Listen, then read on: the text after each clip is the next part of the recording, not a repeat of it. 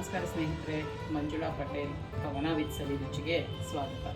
ಈಗ ನಾನು ಸಿಂಪಲ್ಲಾಗಿ ರಸಮ್ ಮಾಡ್ತಿದ್ದೀನಿ. ಅದಕ್ಕೆ ಬೇಕಾಗಿರೋ ಸಾಮಗ್ರಿಗಳು: ಬೆಳ್ಳುಳ್ಳಿ, 1 ಸ್ಪೂನ್ ಜೀರಿಗೆ, ಮೆಣಸು 1 ಸ್ಪೂನ್, ಇಷ್ಟನ್ನು ಪೇಸ್ಟ್ ಮಾಡ್ಕೋಬೇಕು. ಈಗ ಮಿಶ್ರಣ ರುಬ್ಬಿದ್ದೀನಿ. ಇದಕ್ಕೆ ಒಂದು 2 ಟೊಮೊಟೊ, ಕರಿಬೇವು, ಕೊತ್ತಂಬರಿ, ಮೆಣಸಿನ ಪುಡಿ ಇಷ್ಟನ್ನು ರುಬ್ಕೊಬೇಕು. ಈಗ ಎಣ್ಣೆ ಕಾದಿದೆ, ಅದಕ್ಕೆ ಸ್ವಲ್ಪ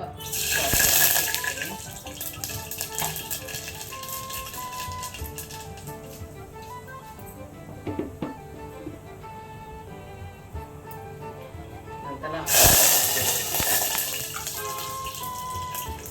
ಒಂದೇ ಒಂದು ಬ್ಯಾಡಿಗೆ ಮೆಣಸಿನಕಾಯಿ, ಅರಿಶಿನ ಪುಡಿ,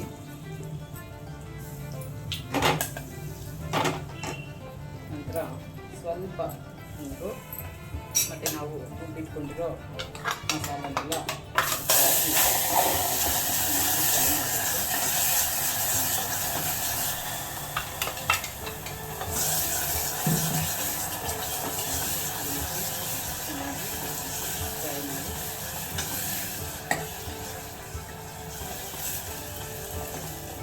ಇದಕ್ಕೆ ಉಪ್ಪು ಹಾಕಿ ಎಷ್ಟು ಬೇಕೋ ಅಷ್ಟು ನೀರು ಸೇರಿಸ್ಕೊಬೇಕು.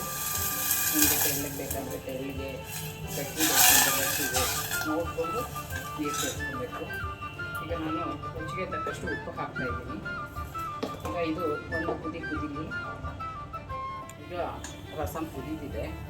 ನೀವು ಗಟ್ಟಿ ಬೇಕಾ ತೆಳು ಬೇಕಾ ನೋಡಿಕೊಂಡು ನೀರು ಹಾಕ್ಕೋಬೇಕು.